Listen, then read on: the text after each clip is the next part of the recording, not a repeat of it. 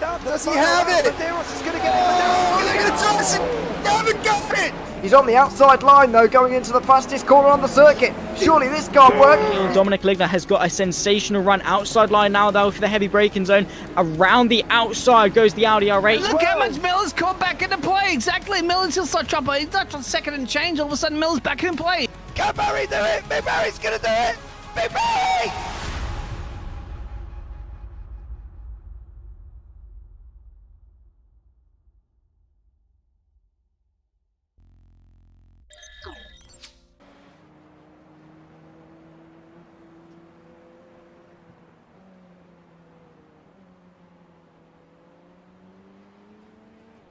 Season 1 as Luke Maxwell and Simon Edwards go into battle for this championship. Simon Edwards behind at the moment, trying to become a 5-time champion.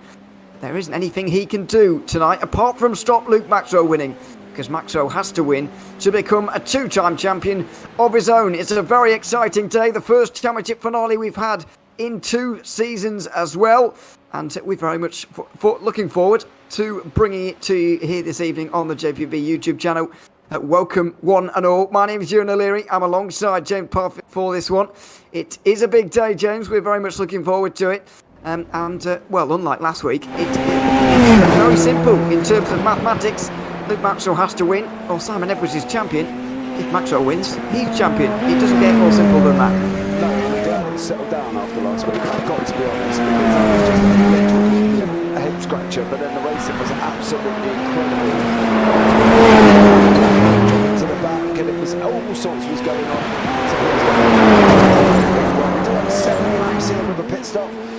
Between about, we reckon, I don't think, actually I got a message that said 2 to 5, right? I got a funny feeling it's 2 to 6 that we're going to see the pit stop. So they are got pit stop as well. We do have 14 here this evening, and as I say, we've come down to the final race of the season at one of the toughest circuits, 154 corners of Nords, and it can't be any tougher than that, really, can it? Yeah, get your fingers out. Is it 154? Is it more? Is it less? Well, make your own mind up at home, because according to Wiki, it's 154. So I'm going with that.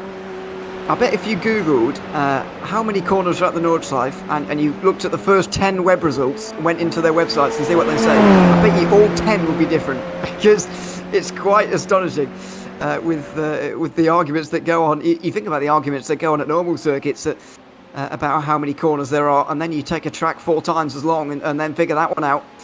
Yeah, bit of a palaver, we'll call it. So yeah, there's a lot of corners anyway, and they're very difficult. And that's all you really need. Top 4 in this qualifying session right now then: Simon Edwards, Luke Maxwell, Paul Crubb, Dan Webster, all previous champions of this series, of course. And 2 of them involved in a fight, as you can see right now. Top 2, indeed. Separating them. Luke Maxwell on a lap right now.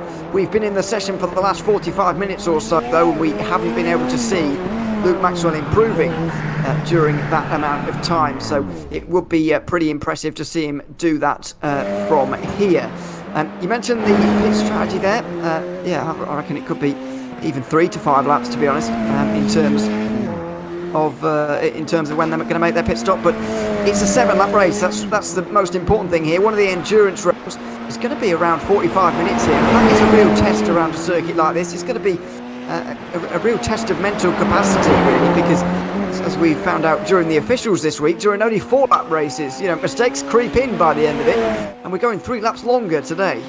Yeah, all right. I wasn't referring to you. I know I mentioned it before that I did an official this week, and I listened to this, right? I was in 2nd place. Second was 2 seconds up the first was 2 seconds up the road, third was about 45 behind, and I went through sector 1 and I hit the curb just before we went onto the first back straight, spun it, stuck it into the wall in the last lap.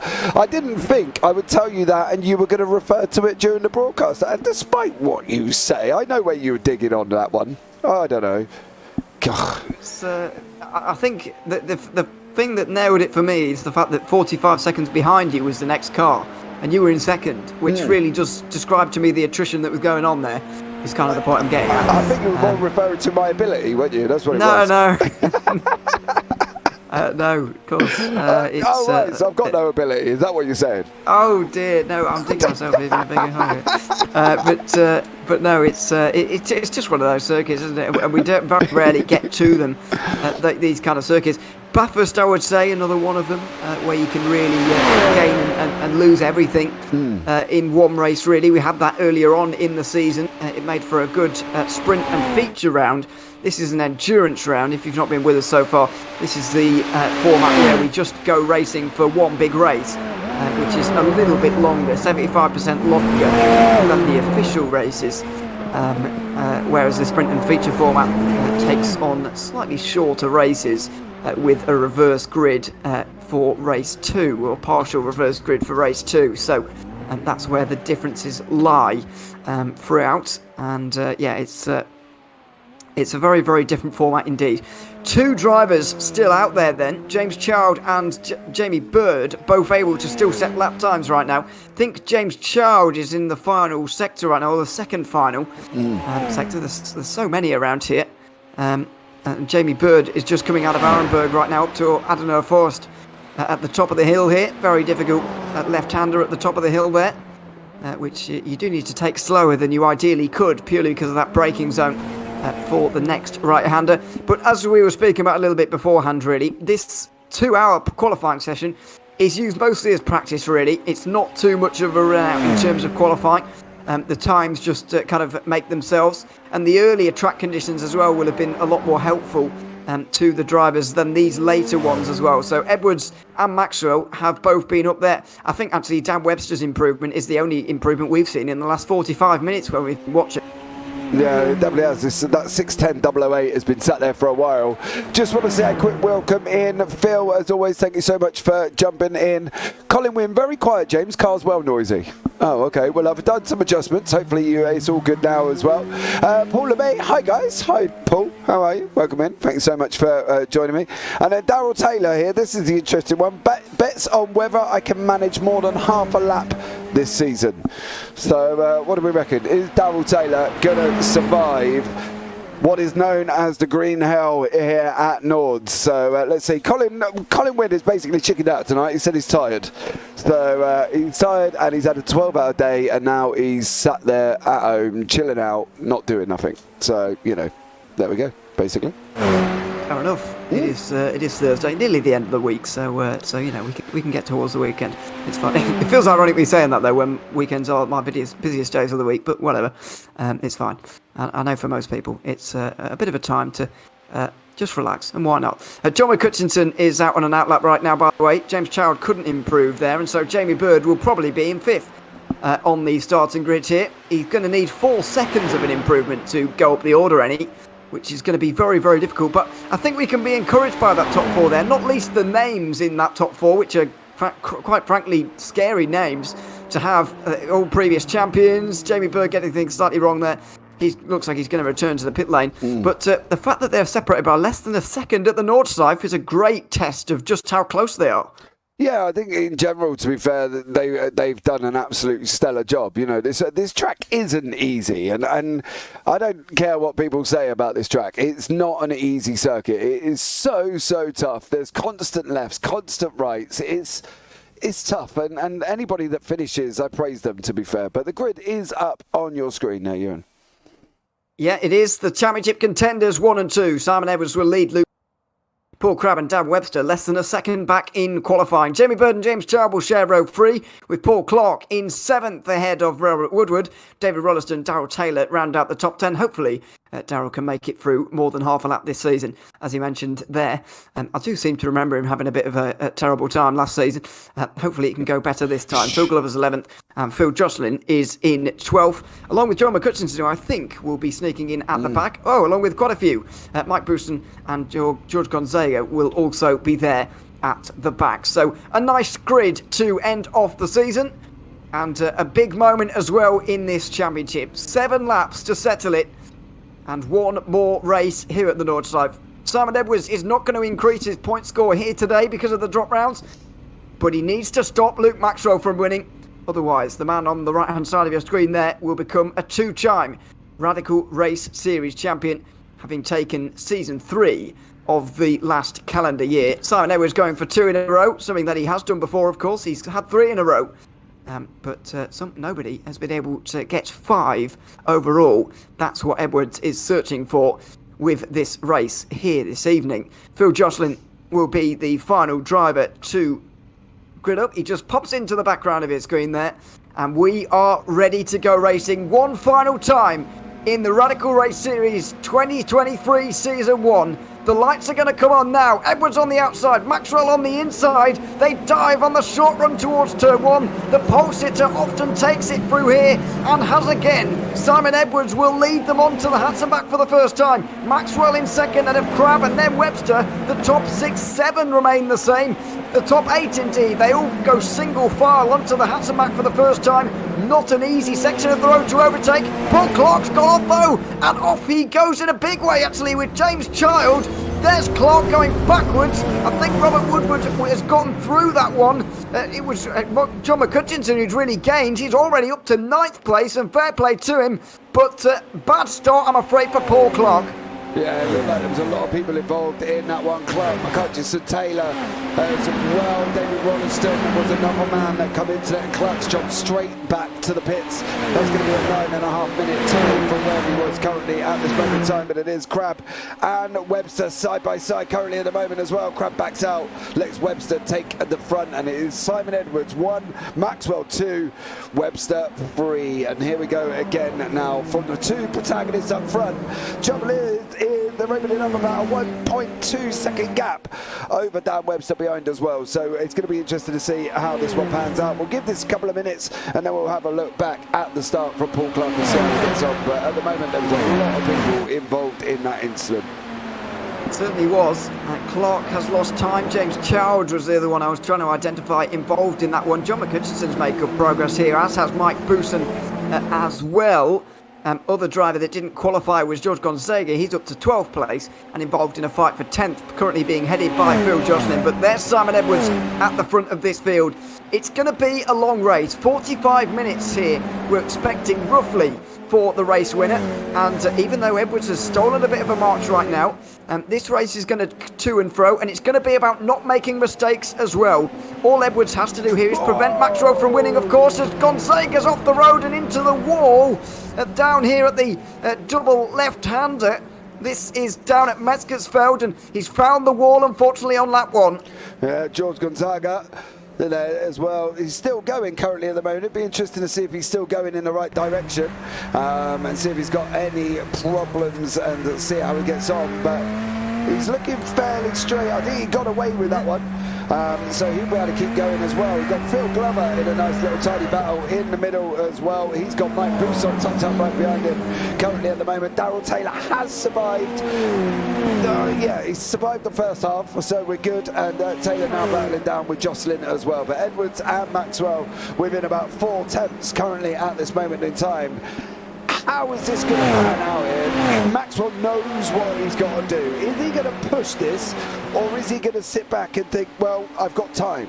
Because they have technically got time. Yeah, I think he is going to sit back and think about the time that he has, as Phil Glover, by the way, has gone off by the looks of things down there at Bergwerk, which is the corner that precedes this long flat-out section. And you can see the benefit of the slipstream that Luke Maxwell had there up towards real commitment corner. The left-hander at the root curve there is massive commitment and somewhere where you don't want to get it wrong at all. Edwards will continue to lead then, and I do wonder what his tactics are as well here, because I think he'll realise that Luke Maxwell is going to sit behind here for the opening laps, but does that mean that Edwards doesn't bother pushing through these opening moments and he tries to back Maxwell into a fight with the likes of Webster and Crab, Bird, Woodward? Because they're all pacey enough to get involved in this leading fight. Look at the top 6 right now, all in your view as you go up towards Horak here. Still about 3/4, 2/3 of the way around the first lap.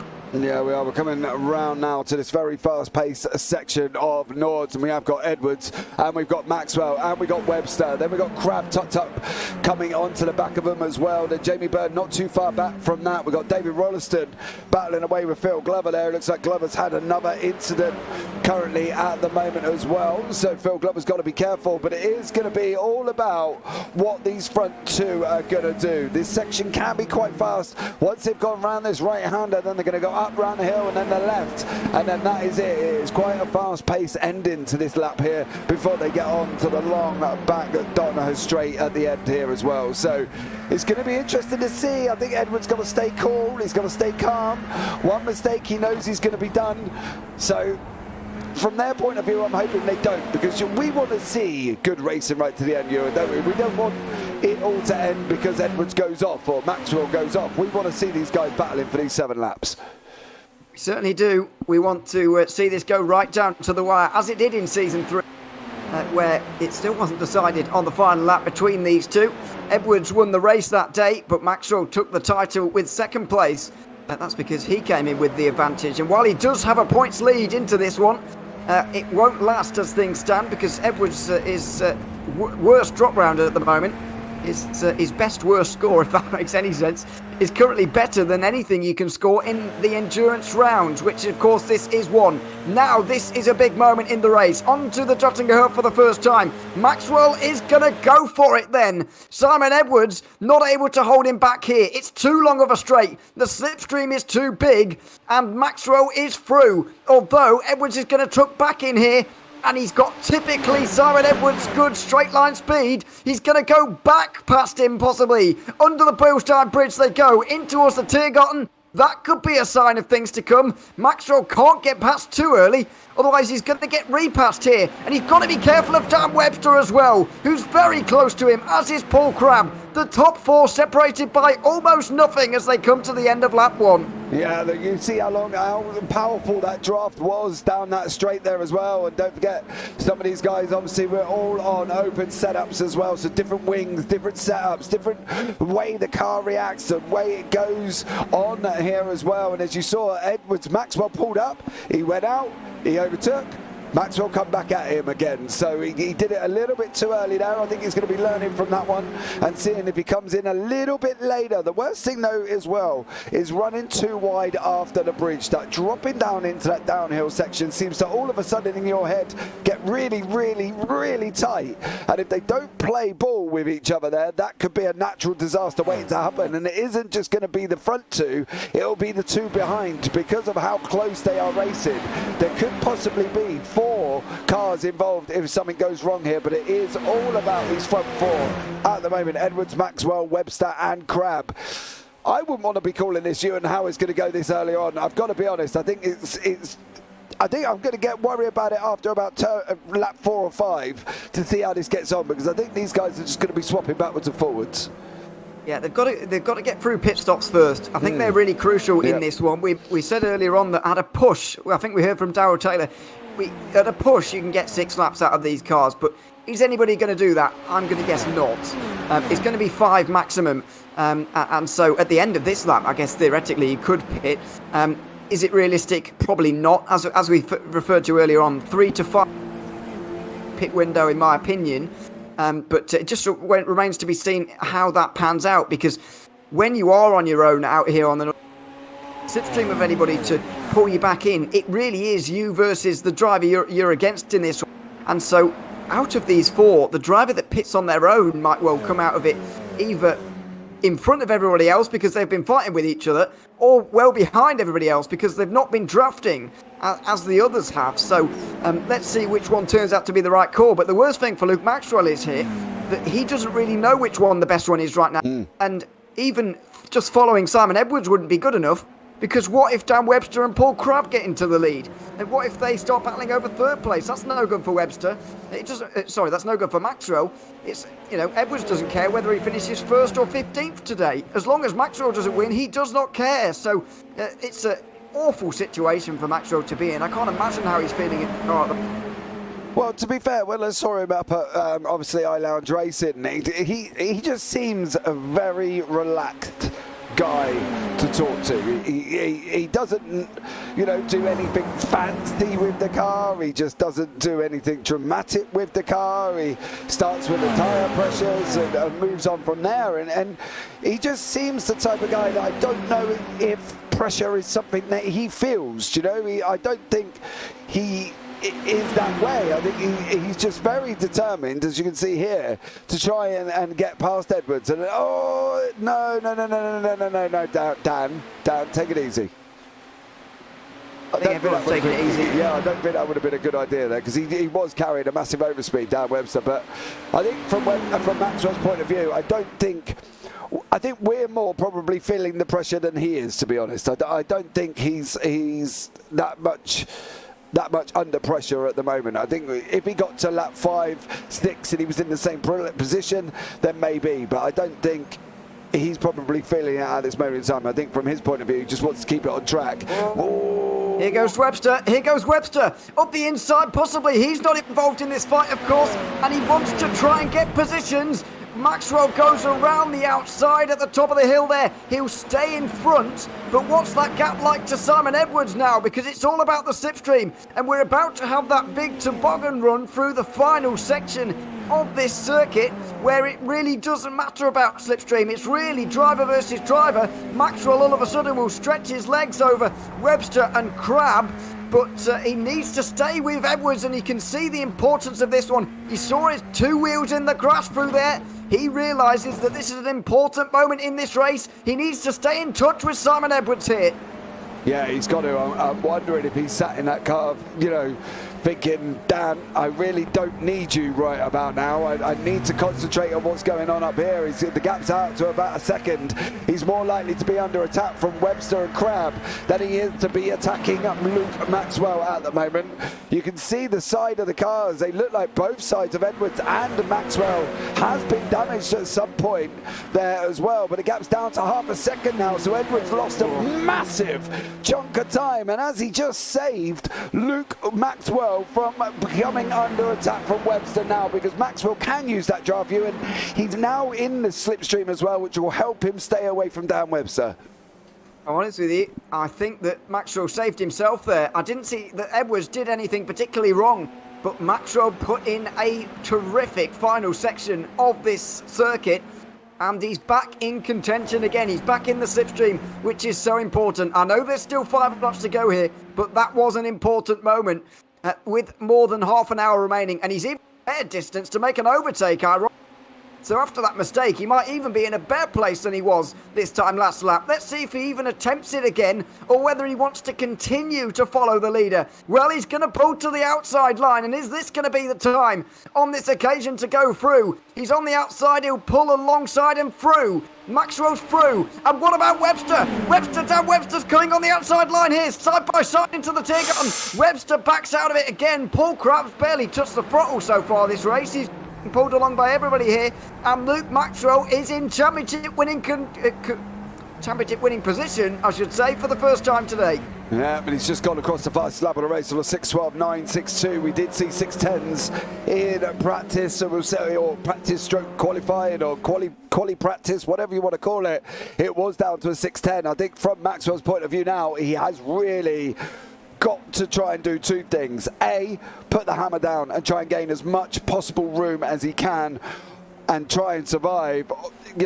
I would say there was a B, but I don't think there is. I think that's the situation. I think he's got to try and put the hammer down now and try and open up this gap. He's got it out to half a second. We are going on to another draft straight, so let's see how that one pans out. I promise you there are other people involved in this race as well, but this is where the action is here with the front 4, Ewan, and it could just be the defining moment there of Maxwell getting past. Well, let's see. And let's remember how much discussion there has been so far this season about tyres and conserving them and making sure they can get to the end. This is a longer race. This is 75% longer than what we have seen at most of the other races this season. We've seen only 2 other endurance rounds so far. One of them was Rudskogen, and I can't remember the other one. I can't remember. It was a very long time ago. No, that's why I don't remember. I wasn't there for that one. So yes, it's not a format we see very often. and tyres are going to be very, very important to conserve throughout this race. So Maxwell has got to strike that balance between keeping Edwards at bay and keeping the tyres in check. And right now, Dan Webster and Paul Crabb could be Luke Maxwell's best friends because they're applying all the pressure to Simon Edwards. Yeah, I think that's the thing now for Edwards. He's got to be in that position as well, sitting there thinking, I don't need you, Dan. Like, you know, at the moment you're more of a bad spot that won't go away because I need to concentrate on going forward. And when you've got Dan Webster, and Webster's looking like he doesn't care if these guys up front are in the championship position. If he's got the opportunity, he's going to make it. He doesn't just have to sit there and follow. It's a race after all. It's not a roll over, let's tickle your belly, son, you go ahead. It is a race, and from Webster's point of view, if he wants to get involved, he will get involved. So from Edwards' point of view, not only has he now got to try and push forward like Maxwell was, he's got the ever-looming Dan Webster behind him. And then, just to top it all off as well, we throw in the Irishman of Paul Crabb, and we know how brave they can be at times as well. So this is going to be, on lap 3, an incredible race. What I will say though, one thing is after this lap, their tyres are going to be roasting. They will basically be cooking them at the moment, so they've got to be careful from 4 to 5 before they get into that pit window, because currently at the moment they are going to be in roasted form at the moment, and they are going to be starting to get a little bit slippery. Oh, you've got to remember that at halfway around the next lap, they will be halfway in this race, so you've got to remember that as you go through here and think about pit stops. Edwards got a lot closer then. That was smoke for Paul Crabb. Locking up into the mud curve is something you don't see often. Oh, and he's off into the Armco barrier. That's Paul Crabb into the wall in the background. We're left with 3 out front. Crabb's going to continue on in 4th. Although he is caught by Jamie Bird, that's exactly what can happen at Commitment Corner through the left-hander there. That's the muck curve. You can end up on the grass. You can end up in the wall very, very easily. Yeah, you definitely can. It's so easily done, and as I say, I did it myself. Webster's looking at making that opportunity as well. He's trying to get up beside Simon Edwards currently at the moment as well. I can see Webster being such a massive part in these next 4 laps. I can just see him playing a part because he's going to take an opportunity, and Edwards is under a tough fight at the moment. He's trying to go forward, Webster's trying to get at him. Maxwell's got 6 tenths, Webster's only got 2 to Edwards. So Edwards is more under attack on the Dottinger straight than Maxwell is likely to be. Webster is just... he's there, Ewan, and he is going to be that spanner in the works. He's going to be involved somehow in this, I feel. He is, and he's really strong off the carousel as well. I don't know if you remember last lap, but he did exactly the same to Luke Maxwell. And in a weird way, it helped Maxwell overtake Edwards. Now, will it flop around and swing around about in the same way as it did for Luke Maxwell? Well, we'll wait and see here, but Edwards has got a bit of work to do here, down the bottom of the hill to catch up again. There's the view from Webster, who was the final driver, by the way, to win a Radical Race Series Championship before the Simon Edwards era began, I guess, where he's won 4 out of the last 5 seasons. It was Dan Webster, the last driver to win a title before all of that happened. Can Maxwell interrupt Simon Edwards' run for the 2nd time here? Well, let's wait and see. He needs to win to take the title here, does Luke Maxwell.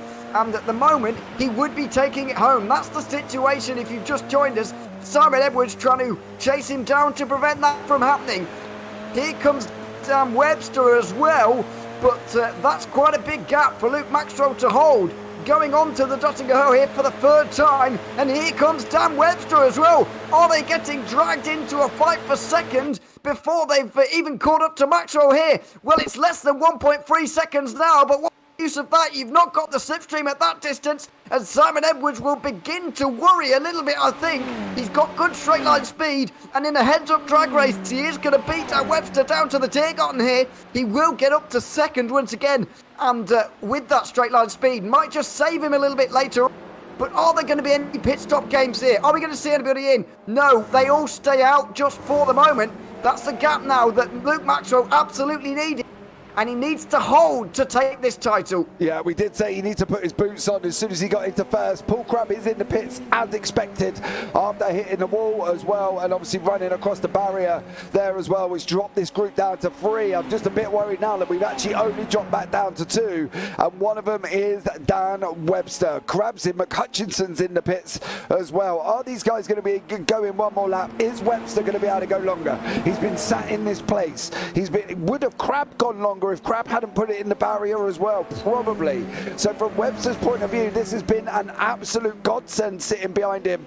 I don't know if he's going to be able to go a lap longer. I'd be very surprised if he's managed to save that much fuel over this period of time already, Ewan, to be honest, but I think it's going to be within the next lap, maybe the next 2 laps, that these guys are going to start pitting. Is Edwards going to cover off Maxwell? If Maxwell's going to make the move first, there's a lot of ifs and buts going on in a minute, and there's a lot of mind games going on in this round as well. So don't go anywhere, because this is still not done. Oh! Dan Webster tried to go down the inside of Arenberg. That's a sort of half chance that you get around the Nordschleife, but it's once again, excuse me, it's once again opening a bigger gap to Luke Maxwell out front. And this is not helping Edwards at all. I do wonder whether Edwards is getting a little bit frustrated with Webster right now and say, stop sticking your nose in everywhere. We can try and catch the leader and battle for that in a moment. Just be patient, or maybe even work with me. But at the moment, that gap's going the wrong way. Yeah, see, I don't know why, though, if you were sat thinking that in the car, and he has been getting frustrated, and he is getting annoyed, and he's getting, anxious about Dan Webster, let him go. He's clearly quick. Let him go. Follow him. It's not going to hurt you on lap 4 to follow Dan Webster for a lap. Rather than trying to block and fight and everything else, just let him go. Come on, I'll follow you for a bit. You drag me along, because Webster is clearly quick at certain points. Coming out of that carousel, he's like an absolute barnstorming rocket there as well. Shot out from NASA, and he is literally flying. Around here, he's quick. Let him go. I would let him go and let him pull you along, because at the moment, all you're doing is more hurting yourself here as well. McHutchison is chasing down David Rolliston. I did say there were other people in this race, so here we go as well. So Mike Bousson is out.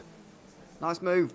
Sorry, nice move from John McHutchison, although it's carried on. And David Rolliston finds himself in the outside wall there, down at the bottom of the hill. But they make it through, and that was a nice battle in the end, coming out of Callanhard, that was. Yeah, that was a good move from John McHutchison, who started at 13th here today in the race. He's to 7th for now. 1.2 seconds is the gap. Now, I do wonder the reason why Edwards is keeping Webster behind is because Edwards is clearly quicker in a straight line. So I feel that he feels this is going to go quicker if he's in front, because he's pulling Webster along. And if Webster were to lead through the corners, then Edwards would have to take off straight to make it beneficial, or he'd have to, push Webster along, which is always a dangerous game. And so I think he feels that Webster's probably more used behind him than in front, and it might just be working. The gap hovers around a second for the first time this lap. It's come down by about 8 tenths in the last third of a lap. It definitely has. I do want to have a look at Bousson, but I'm also going to look at how this pocket rocket that is Webster is going to come shooting out of the carousel. He's a little bit slower out of that one, so let's have a quick look back at Mike Bousson. It's going to run wide. Oh dear, and that's just a bit of contact with the wall really, and he's had enough of the Nordschleife. Sometimes this circuit will do that to you. It will get you very frustrated, and very annoyed at this circuit, because it's not a particularly nice one or it's certainly not nice to get things wrong so often around here. We'll put it that way. Less than a second for the first time in a while, and I think Luke Maxwell's going to be under threat this time when we get onto the Duttinger for the 4th time today. Yeah, it's possible the gap's come down about 4 tenths, but is that because Webster's backed off away from Edwards a little bit? He was a little bit slower than he had been coming out of carousel. He lost a little bit of time, which has allowed Edwards to push forward, So now this is it. This is going to be the run out again here as well. They're both, you can see the gap is literally near enough the same between the front 1, 2 and 3. So it's going to be that run on to the Dotino now to see how they get on. But Maxwell's getting a poor exit there. That allows Webster to close the gap, and it's back out again at 6 tenths here to Luke Maxwell. So is he just saved himself again? Oh no, it's back down to 4 again. So this is just going to be a straight freeway run here, and I think it's going to be if Webster can stay ahead of Edwards. If Webster can stay ahead of Edwards once he gets past, I think we could be in for a different story. Well, is he going to get involved? It does seem that he does want to get involved with these top two. I'm not sure if he quite realises what is at stake here, but let's not forget, he's got his own title to think about here, his own championship. He can gain points today. It's just going to cement his 4th place, I think. I don't think there's any hope of him catching Hutchinson or indeed losing 4th place to those behind either. I think Paul Crabb might be vaguely challenging him, but I don't think it's under any real threat, I should say, as of right now. Let's see, though, what he does. He is going to pull to the outside line on the Duttinger Hole. Now then, we could see a fight between these two. Webster pulls alongside a lot later on in the straight, but he's not as quick in a straight line as as Simon Edwards is, and maybe not even as Luke Maxwell is either. Edwards back to 2nd then, as they complete lap 4. Is this going to be a pit stop this time around for them? It is for all of them. They're all in at once. Maxwell leads them in, then it's Edwards, then it's Webster, and now it's all about pit stop times. How long do you have to spend fueling your car for the remainder of this one? Just 3 laps to go. It's all about getting out in front if you're Luke Maxwell here. And he's going to know that. It's not going to be a long stop as Jamie Bird and Robert Woodward will pull in just in behind them. Oh, Edwards is off before. Wow, Edwards has done this one fantastically. And as long as he has the fuel to continue here, he's back in the lead of this race. Yeah, it's going to be interesting to see how that was there. That was nearly a 2-second stop quicker from Simon Edwards over Luke Maxwell. Has this been right, though? But look at this. Paul Crabb is back in the action again in 3rd place after he's already pitted once as well. So Crabb could be playing a part, but Maxwell is 7 seconds up the road with 1.6 further to Simon Edwards. 2 seconds on the pits is massive. Has he going to be able to have enough? That's going to be the question, and whether or not he's going to be able to get to the end of this race. He's generally not very wrong normally, so I wouldn't be surprised here. But Jamie Bird is battling away. He has got Dan Webster in front of him. Is Webster going to be able to perform and show the speed that he's had from the beginning of the race? As Jamie Bird's looking at trying to go around the outside. Here we go. And he is. Bird's through. Webster don't seem to, I don't know, was he being dragged along by Edwards and Ewan? Because he doesn't seem to be that pacey after the pit stop. I think it's just a case of getting back up to speed again, actually, after the pit stops with that one. But yeah, Jamie Bird's back through again. Dan Webster just behind. Robert Woodward not too far away. John McCutchinson as well. That's all going to be a big fight towards the final podium position, really, because I don't see Paul Crabb getting involved with the top 2 now. Simon Edwards and Luke Maxwell, 1 and 2. If things stay as they are, Simon Edwards will be a 5-time Radical Race Series champion. But if Maxwell gets up there and makes an overtake, then he will become a 2-time championship winner in this series. The stakes could not be higher here in the final round of this championship. The gap is a couple of seconds between the two of them, and Edwards needs to make sure that this little bit of a gap that he's fought out through the pit stop cycle is going to become a race-winning one and a championship-winning one by the end of the day. Yeah, we'll be interested to see how this one pans out. It's not going the right way for Maxwell. It's just started coming down to 1 point, well, back out again at 1.9. Was 1.6 when they come out of the pits, but now on 1.9. It's not going the right way. From Maxwell's point of view, it's not going the right way. And how much of a stellar season this young man has had. This would be so cruel, so cruel if he cannot wrap this up at Nords this week. I don't know, the feeling that this guy should have after this, considering the amount of effort, the amount that he's put in, the dominance he's been this season, to lose it on the last one is just, that's got to be worse than a kick in the bits, I've got to be honest. Absolutely. There's more than 700 points available, by the way, each season, or this season anyway, in the Radical Race Series. And right now, Simon Edwards is winning this title by a whopping, 3 points? 2 points even, sorry. There's over 700 available. He's winning by 2 points. It's been a ridiculous season on the Radical Race Series, possibly the best ever, and it's coming towards a great finale right now. The pit stops have certainly shattered this field, but you've got to remember that when they left the pit lane there, Maxwell had nearly 20 minutes to catch Simon Edwards, and when you put it like that, you suddenly realise that actually this might just be achievable for him to at least catch him, and we can at least see the fight between the two of them as Dan gone wide at the big braking zone down there. John McHutchison catching them both in this battle for 5th place. Yeah, I'm not quite sure what's gone on with Webster. He's done the pit stop, and he's going backwards more than he's going forwards, which is a little bit worrying considering how much involved he was in that front battle. And you would have hoped from Webster's point of view that he still would have been involved in that, because your gap's out to 2.5 at the moment here at the front, and there's a big puff of smoke there as well. Was that Jamie Bird possibly in front of him? But now this is looking like a Bird, Woodward, Webster, McHutchison battle. But I don't know, I would have wanted to see that three-way fight. That four-way fight was really hot up, and it would have been so good if we kept 4 cars together there as well. Quick question from Colin Wynn in YouTube. Do you think Simon only took Riz? Judging by his pace right now, no. Because look, he's very quick. Look, I've got no idea what the strategy was. I think that, Colin Wynn Paul LeMay suggesting that neither of them took any, which is possible as well. But they did remark that it would have been brave to do that. So I'm not personally very sure at all. It does seem, judging by the gaps to those behind, that neither of them took very many tyres, if any, during that pit stop there. I just think that Edwards spent a little bit of that race in the slipstream of Luke Maxwell, so he would have been lifting off quite a lot, and so saving a bit of fuel. I think because the gap was actually quite small in the end, that the few litres he did save of fuel allowed him to jump at Maxwell and then get out a second or two in front. So I don't think it's really quite as complicated as we might be thinking.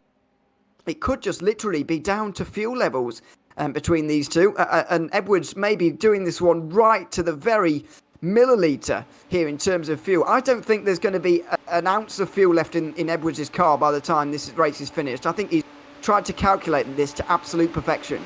Yeah, I wouldn't want to hazard a guess to see how this is going to go now. I want to jump back to Woodward, because there is McHutchison, there is Bird in front. This is your battle, of course, for 4th place. I don't think McHutchison's going to get Woodward this time around, mind you. I think Woodward is just going to carry too much speed. If you're generally in front by the time you go over the Millstone Bridge, you're going to be should technically survive for the rest of the lap. Now it gets down to, well, back out again, I should say. I'm fearful now for Luke Maxwell. I'm fearful that that's it. That's the run. That's going to be done. I'm worried that he's not going to be able to get back on. He's got 2 laps to go, or basically about a lap and a half, should we say, and he's not making inroads. If anything, Simon Edwards is making more outroads than Maxwell's making inroads. Yeah, certainly is. And Dan Webster's had a terrible time here. He went into the pit lane there, and he's now gone back to the box. That might be it for Dan Webster's season, I'm afraid, where he has finished 4th in the championship standings, still searching indeed for his 2nd title in this series. But this free-car battle for 4th is looking an interesting one. I do fear for Luke Maxwell as well, though, that he is going to struggle to catch Simon Edwards, but he absolutely needs to. I think in this final lap, Maxwell is going to throw absolutely everything, and it could be quite a spectacle. Luke Maxwell's final lap here, because he'll know that it basically doesn't matter whether he does a non-finish. I get he might lose. He probably would actually lose 2nd place in the championship to John McHutchison. But what's the difference between 2nd and 3rd in the championship? Yeah, he's not going to get you try and get a chance at winning it. Or I think his final lap is going to be quite something to watch. Well, he's brought it back down to 2.9. He's going to, it's, as we're saying now, it is just jumping around like steroids at the moment, to be honest. It's going up and down like crazy. This battle is a little bit more. Oh, bye-bye, Jamie Bird. Oh, into the wall as well. Over the curbs and into the fence for Jamie Bird, who allows Robert Woodward and John McHutchison through, and that's exactly what can happen when you outbrake yourself at Adenauer Forest. And It does look, it's one of those corners that looks like you've got the most room for any point in the circuit, but you actually don't, as Jamie Bird just found out. Yeah, I've been there. And I've done that. He carried far too much going up into the left-hander and just basically went straight on there as well. Phil Jocelyn's also been leaving the track limit, should we say. Dan Webster did go off. He has gone off, and that could be why he's back into the pits. Do we get 2 seconds now? Oh, he's going to might boost on it. Yep. Well, he didn't grab the wall like Boosen did, but that was just a list of errors for Webster throughout that lap, unfortunately. And so it's the end of his day and the end of his season, I'm afraid, for Sam Webster. And that is it from him so far. But yeah, is it? Is that it? Excuse me, up front. Well, as far as I can see, that gap's hovering around 4 seconds now. It's going up and not in a good way for Luke Maxwell. Let's see what John McCutcheon can do here on the back of his fellow pink mobile. Got Woodward right now up towards the mud curve. Not a corner you see overtakes me very often, but McCutcheon looks like he's about to make his 9th of the day, and he's up to 4th here. He might be able to catch Paul Crabb if he really gets his skates on here over the next few moments. And we'll see about that, but biggest move upwards of the day, even though that's not telling us quite at the minute. Oh no, it is, I just can't read. It tells the difference between 0 and 9. Nice. Need an eye test. That is 9 positions gained for John McCutcheon. Yeah, I would say you should have got the Specsavers, but there are other eye test facilities available, of course, so you can go check out them as well. David Rolliston's getting on the back of Darrell Taylor. Darrell Taylor's practically survived the whole race. He was in YouTube earlier on, he was going to survive half a lap, and he survived. Currently, we're on lap 6, so stellar job there from Darrell Taylor. Rolliston! Dear me. Off into the fence. He's actually got away with that quite well, but just shows you again the dangers of that corner that's really claimed a few today. Well, claimed Paul Crabb earlier, although he's back on the podium now. Oh, and Rolliston is going to lose some more time there. He's back in 8th now. Yeah, I think he's damaged in that car as well, but I think... Oh dear, Luke Maxwell's off the road! Luke Maxwell off the road! And that could be it for the title! There it is, and he's gone back to pit lane as well. He was giving it absolutely everything to catch Simon Edwards here, because he absolutely had to. He knows now that the game is up, and Simon Edwards will know that it's almost a lap of honour for him in the final moments here. This is the moment. Up in towards the gravel he goes. He's pushing as hard as possible. He gets onto the grass. Nose first into the fence, and that is how Luke Maxwell lost this championship. Such heartbreak for him after such a good season. This is the way that it ends at the Nordschleife. That is so... Do you know what? That's... two things come out of that, right? One, that is dreadfully unlucky.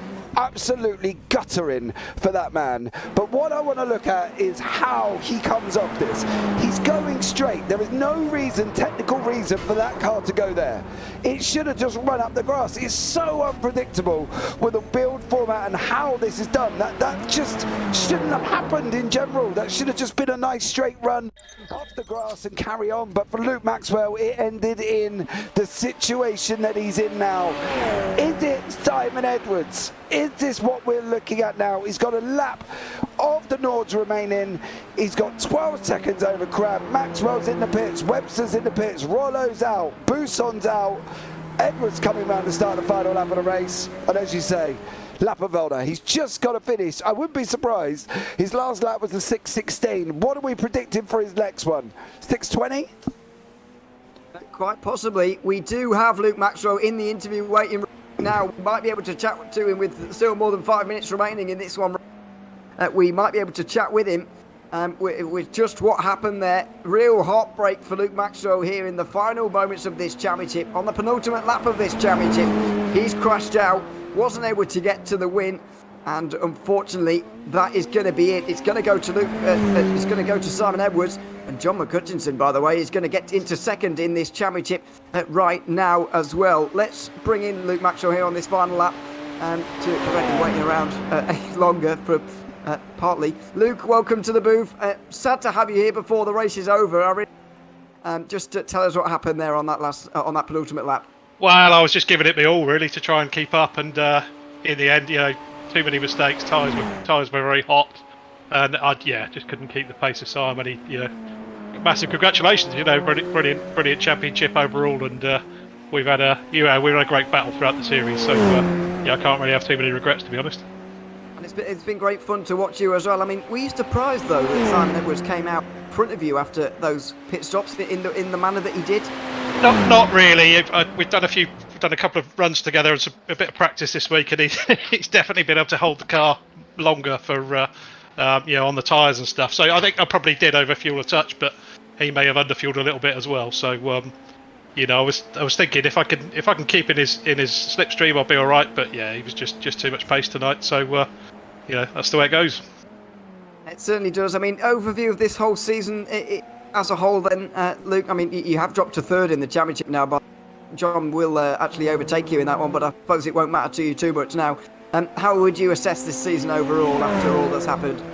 Yeah, I think overall I've definitely improved. My driving's got better. I'm faster. I think I just need to be a little bit more consistent at the top pace now, and a bit gutted really with Brands Hatch. I think I could have done a better job there. Just a bit unlucky, I suppose, on that feature race. But it was always going to be a tough ask tonight. I think to win at Nords, is on an endurance as well. So I gave it my all. I've been practicing all week and did it my best, but it wasn't quite enough in the end, unfortunately. Unfortunately not, but I'll commend you for your effort all season long. Fantastic to watch, Luke. We'll let you go now. And commiserations on the championship, but it's been great to have you for another season, and hopefully we'll join you next season as well. Cheers, guys. Yeah, I'll be back for sure. Very much look forward to seeing you there, Luke. Thanks very much for joining us. There we are, Luke Maxwell. I'm sad to hear, really, James, before the end of sad to hear Luke Maxwell. It seems to be pretty upbeat despite the situation, and good to hear that he'll be back fighting again next season, and I'm sure he will be. Yeah, I think that's going to be the interesting thing, is the fact that he's going to come back. I'm sure he's going to bounce back even stronger. I think, Colin Wynn, just emojis in YouTube, Paula May, no. It's just gutted, but he doesn't sound that gutted, and that's what we were talking about earlier on with Luke Maxwell. He just enjoys his racing, and I think from that point of view, he's going to come back next season. He will come back again.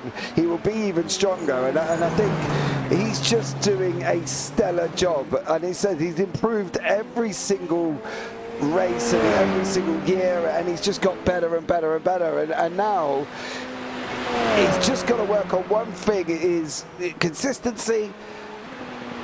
I can see next season. We've said this season has been one of maybe, if ever, the best ever, right? I can see next season just going off like a fireworks display on New Year's Eve. It's just going to be incredible, I think. It certainly is. Well, nobody in the Radical Race Series has got even half of the championships now. He has 5. Paul Crabb is second in this race, and he's second on the all-time championships list as well with 2. Plenty of names with just the one, by the way, including the names in third. And the one we were just speaking to there, Luke Maxwell, and of course Dan Webster, who is in there. Don't think I'm forgetting anybody. No, I don't think I am. That's it in terms of the championship winners. But Simon Edwards has more than double the rest of them, and you've got to say that despite the things have gone his way in this race, maybe throughout the season as well, you can't say that Simon Edwards doesn't deserve it, and he's a 5-time champion for a reason. Yeah, exactly, as well. Bill Glover has been off the track, and he did, well, it just says he's crashed, so let's have a look. Let's see. Oh, this is into the tear garden. Maybe I think I saw him off this corner earlier on in the race, actually, when he was actually in a real big fight. Oh, he just... Is he out of fuel? I think he might just be setting his... No, he's setting his fuel settings just before going into the pit lane. I think he's making sure that the sim adds the right amount of fuel there by just stopping on circuit before going into pit lane, which is fair enough, because you do need the right amount of fuel before you before you enter, of course. And so It's strange to do it there. it is very strange. Yeah, you'd normally do it here, but I think he just forgot maybe on this final lap. But there we are. 7 final laps of this season, and thrilling laps they were here at the Nordschleife. But the Radical Race Series typical finale has once again thrown up a familiar winner. Simon Edwards is going to be a 5-time champion of this series, and he's gone back-to-back as well for the 2nd time in his career. Through the final corner, and Simon Edwards conquers the Nordschleife again. He is a champion in the Radical Race Series for the first time in 2023. And deserving he is indeed. 2 more previous champions coming to the line here. Paul Crabb, who's won it twice, looks like he is going to finish 2nd. The short run to... Oh, he's out of fuel. But John McCutcheon knocks him over the line. And Crabb will finish 2nd. That was the bizarrest finish we've possibly seen all season. McCutcheon there accidentally helped Crabb to beat him, which is bizarre. Oh, poor John. I don't know if John knew that he was out of fuel, but he definitely gave Paul Crabb a hand there. Big shout out to Darryl Taylor here as well. He's currently in 6th place. Not only did he go up 4 positions, he also lasted longer than half a lap there as well. So well done, Darryl Taylor here as well, completing this race. Robert Woodward comes across in 4. There's Jamie Bird coming around the Dottinger now as well. That was quite bizarre, to be fair. I think looking back at this season, we've had it all, haven't we? Incidents, accidents, bizarre endings, races like Brands. Oh, just mind-blowing how good that was. It's been an absolute epic season. It certainly has. It's been an absolutely wonderful, wonderful season here in the Radical Race Series, and it really has. Lots to come, I'd imagine, about the format. Well, we already know the schedule for next season, but lots to come about the format, I'd imagine, for that one, and very much looking forward to finding out what's going to happen. Because there is so long to go until everybody crosses the line, I think and Paul Crabb's ready already to chat to us. He's very eager. So I think we can we can grab him in for a chat here just before we have to do the race results, because we've still got a lot of drivers with around half a lap to go of their season. So we'll call them over the line as they come. But for now, let's talk to the man who finished in 2nd place there, Paul Crabb. Welcome, Paul. Good to have you here. It was a bit of a bizarre ending there. You seemed to run out of fuel and get pushed over the line by someone who was trying to overtake you, which is a bit weird. But how was that final lap? Oh, stressful. Popping out of the carousel didn't help. It was okay until then.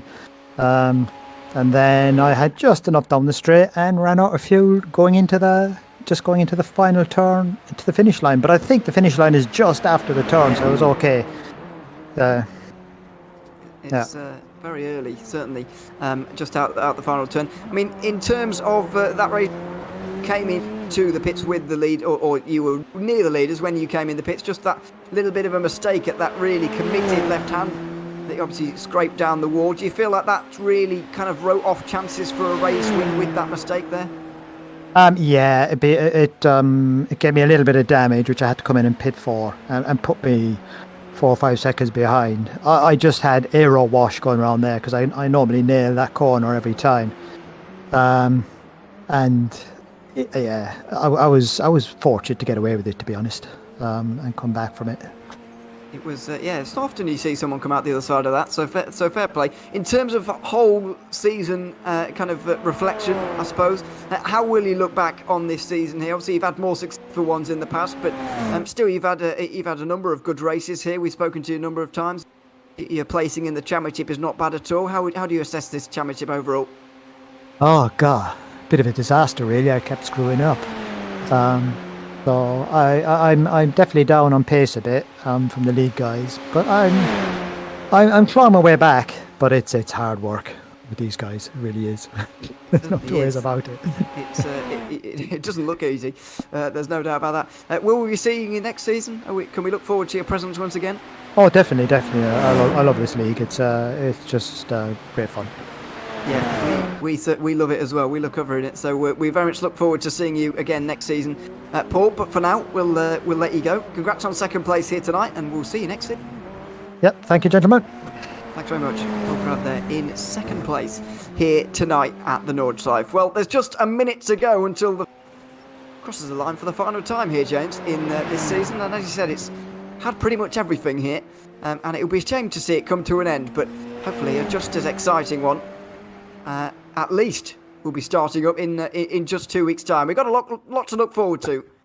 Yeah, we definitely have. We restart go again on the 16th of March. So, as we say, in 2 weeks' time. So, if you do want to get involved and you have watched it back and you thought, you know what, I want some of this, I want to be on here, I want to listen to Ewan nearly burst a blood vessel at Brands Hatch, get yourselves involved because the links are down in the YouTube description below as well. We are just waiting for George Gonzaga to come across the final finishing line here. Do you want to pull somebody else in, Ewan? There's a queue. There is a bit of a queue. I'm going to save Simon Edwards because obviously he is the champion, but I will cover the rest of the podium first, and that includes John Edwards. Who's that? John McCutcheon. Love children again in the booth. I don't know what's going on with you, Ewan. Get your teeth in. Sorry, I'm mixing up everyone's names. It's a bit. John McCutcheon joined. John, welcome to the booth. Good to have you here. And good to see you bouncing back with a podium this time around. 10 places gained at the Nordschleife. Can't have been easy. How was this evening for you? It was okay after the crash in the first lap. Once we got through that, had a little bit of damage. So the car was really different compared to what I'd set it up as. And then when I got it fixed, it was really different again. So it was changing. But I enjoyed it. It was a good race, good fun race. It was good fun to watch you come through the field as well. How did you kind of motivate yourself this week? You down in the dumps about the Brands Hatch race overall, and understandably so as well. But how did you sort of get yourself ready for this race? I guess.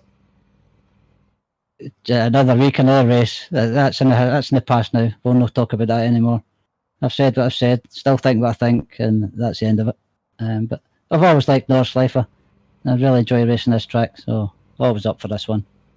It's a good place to end the season as well. Second place in the championship after all of this as well, which is on the results page, not a bad result for you at all. How are you reflecting on sort of overall? Because it's the first time in a while you've been able to be at. I think you've been at every round. It's the first time in a while that's happened. Yeah, it was good to manage most. I did think I got all the races in, so that was good. I won't do it next season. So I think it'll be between Luke and Dan and Simon again. Quite possibly. It'd be nice to have you involved as well, but we know that obviously other things can come in the way. So, John, congratulations on a nice end to the season here in P3, and we'll look forward to seeing you again when we do in the next season. Thanks, Ewan. Can I just say congratulations to Simon for winning the championship, and Luke and Dan for making it a really, really good championship this year. Good racing from the guys. And thanks for you too for the broadcast. Good stuff. It's been great to be here, John. Congratulations once again, and next time. Yeah, thanks, Ewan. Thanks very much. John McCutcheon is in third place here today, and of course we have the race results as well to just show you there. Big gaps, of course. 15 seconds, the winning margin for Simon. Paul Crabb did just hold off the man we just heard from, John McCutcheon there.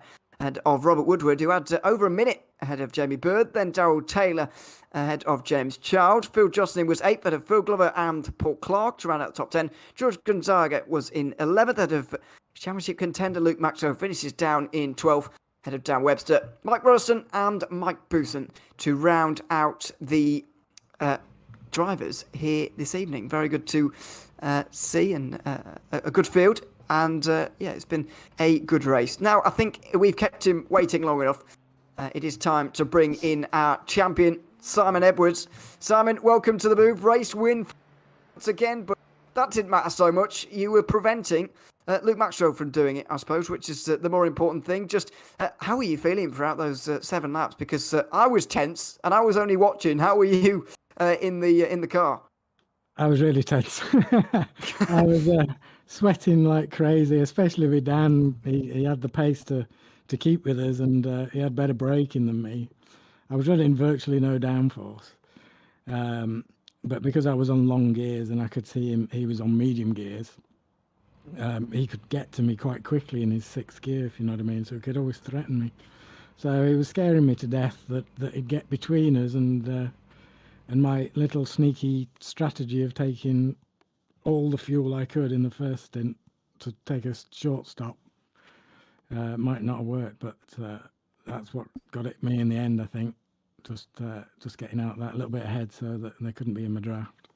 Yeah, it was all about breaking the slipstream, I suppose. You've won 5 titles now in the race, more than double of anyone else, as I mentioned in the stream earlier. But is this the sort of hardest fought that we've seen? So it's, in my opinion, in the ones that I've covered of you, I think I've seen you win three now, I think.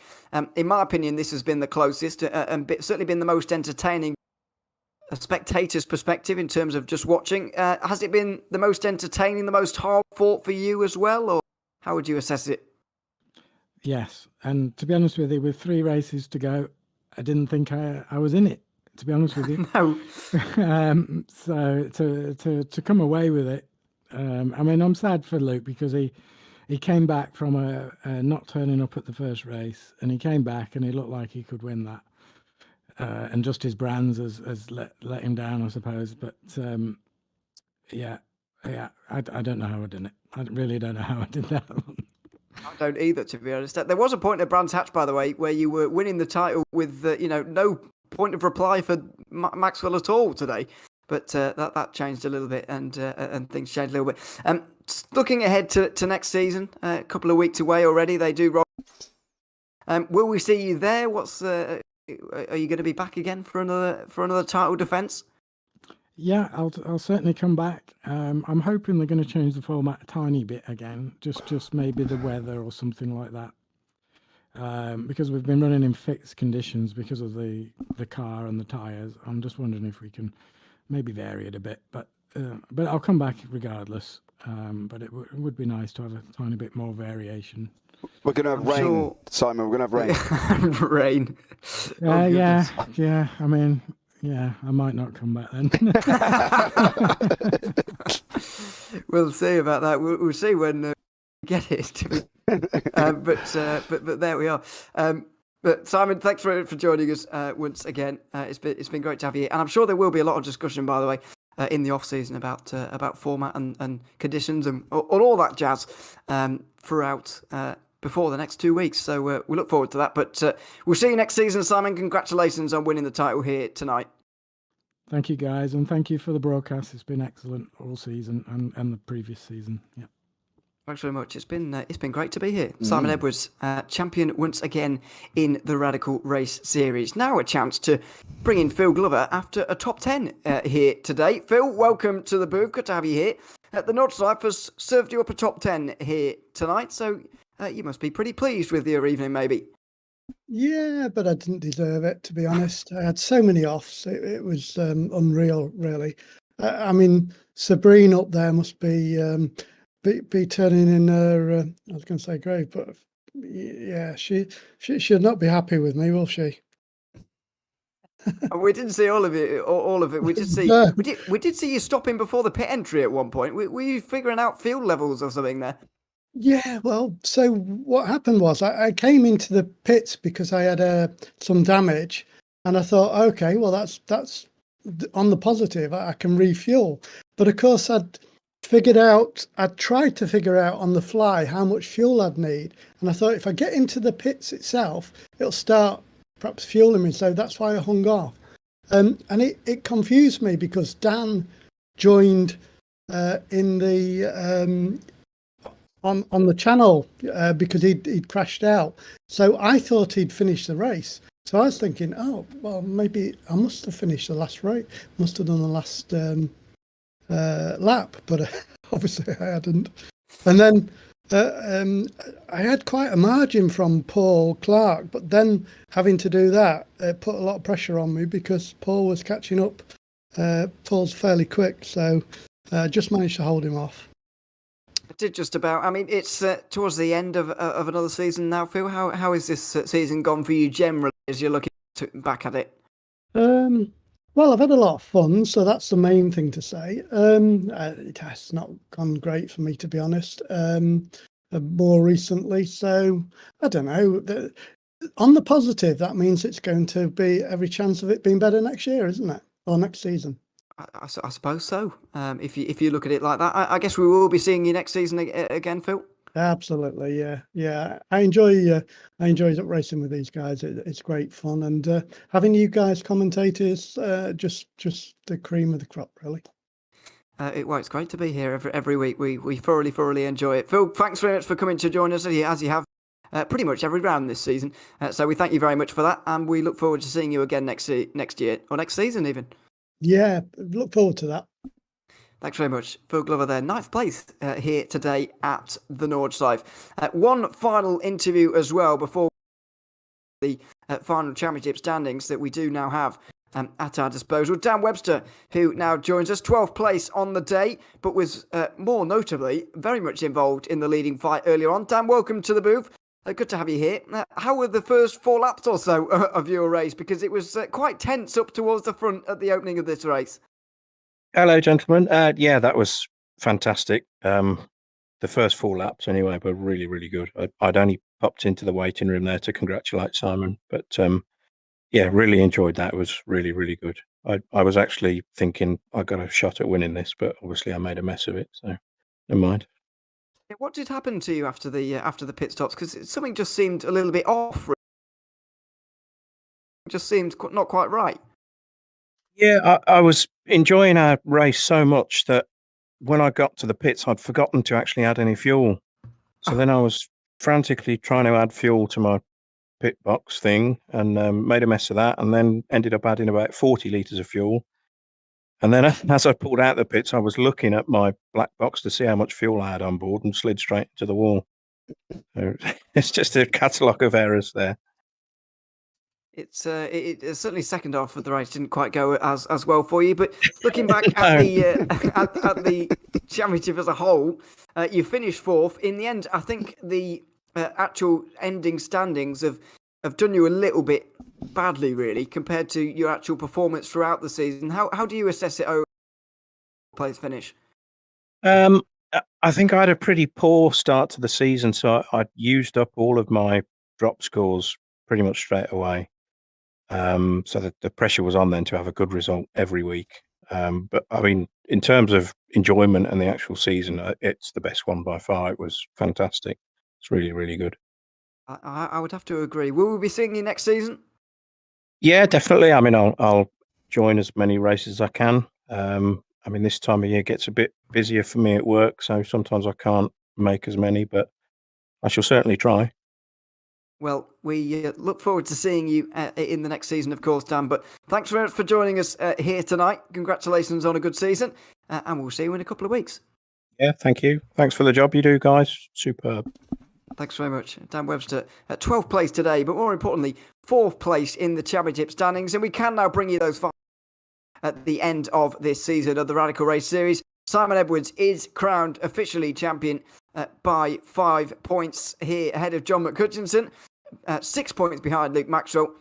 59 points behind was Dan Webster. And Mike Booson actually snuck up to 5th towards the end of that season, ahead of Paul Clark. James Child was pretty close. David Rulliston, Robert Woodward. They were all there. Paul LeMay got off to a very good start to this season, actually, but dropped to 10th as he couldn't really attend the final third of the season. So that's your top 10. But as I think many people have said, James, the best season of the Radical Race Series so far, and I find it hard to disagree. Yeah, I don't think we can. I've got to be honest, I don't think we physically can disagree with that. I think anybody that's been in and watched it has been amazing. This whole season has just been incredible. This new format has been absolutely defining. It's done such a great job to this league as well. I'm not even sure I would change anything, to be honest. Maybe add a few more endurances, possibly as well, so we don't see necessarily the drop rounds being taken from the endurances. But apart from that, I can't see what else they would need to do. You know, the saying goes, and my mum always says, bless her, she says quite a lot, does my mum, if it ain't broke, don't fix it. And I can't see this being broke. I think there's not a lot else that they need to do. You know, maybe, as you say, variances of track temperatures, maybe. You know, have them as an alternate or completely random or anything along them lines. But I don't think they need to do a lot else, Ewan. I can't think of anything that would really make a difference. You know, look, let's be honest, rain we can talk about forever, and we're probably not going to get it next season either. So I'm not even worried about that. I just think that there's not a lot that needs to be done. Do you know? And No. they've done a stellar job. Yeah, mix the weather up, put it on random. But apart from that, leave it as it is. It's absolutely fine. The format, certainly. The only thing I would mention as well is about rounds 2, if we're only going to have 3 endurance races, or make sure if we have to keep 3 drop rounds, make sure that there's 4 or more endurances. I do like the fact that we sort of do a random draw and sort of randomly select which ones will be endurance, which sprint and feature. I do like that idea, but I think we do have to have more endurances than drop rounds. Because as you rightly mentioned, I think Simon Edwards and maybe John McCall, I think all 3 of their drop scores have come from endurances just purely because of the amount of points you can score. You could, I guess, work around the point system and do something wildly different to make that not as much of a factor, but that's more effort than it's worth, in my opinion. Just, either lower the drop weeks or increase the endurance races in the season. And, as you say, pretty much perfect. And it'd be, an absolutely fantastic season 2, and absolutely can't wait for it. Yeah, I fully agree with you, to be honest. I don't think there's much more they need to do. We've got AK Customs in YouTube. So good race, guys. See you on track in 2 weeks. So there we go. Not sure. Someone we don't know, or is that a new driver for season 2? I think it's a new driver. I'm not entirely sure. When people, that's the thing when they have their YouTube names to their real names that we don't fully understand. But thank you, AK, and hope to see you as well. I think it's time, Ewan, to be fair, we gave a big shout out to everybody who's been here for this season as well. Phil across the pond, been here from the very beginning until the very end. Toxic Munchkin as well. Look, I got your name right on the last race. Colin Wynn, who's been in every single time, even though he's been injured. Paul LeMay, another one who has injured himself there as well. Monik Heister, thank you so much for joining in. Our very own Zach Sweeney coming into the booth as well. So there we go. And who am I missing? Anybody? Of course, AK at the end as well. But everybody who's literally supported us this year has been amazing, to be honest. Yeah, absolutely. And a big thank you for the admins as well. Having us once again for the 2nd season in a row. It is one of the best parts of my week, actually, to come and do this series. It's been absolutely fantastic fun once again, and it's great to be here, and what a great season it's been. So a big thank you to the admins like Martina Ward, Darryl Taylor, Graham Brown as well, all of whom, and surely others I'm missing as well, other people at the Radical Race series. A big thank you to everybody. But that is it for season 1 of 2023. We're going to sign out now on the JPB YouTube channel. Make sure you subscribe, though, and stick around and watch all the other racing that is going on throughout the week. We do have a lot of it. So make sure you get stuck in and join us on one of our other broadcasts. That's just about going to do it for us here tonight, though. Simon Edwards, crowned Radical Race Series champion once again. Very much hope you'll join us again for season 2. But for now, from me, Ewan O'Leary, and James Parfitt alongside me, it's goodbye from the Nordschleife.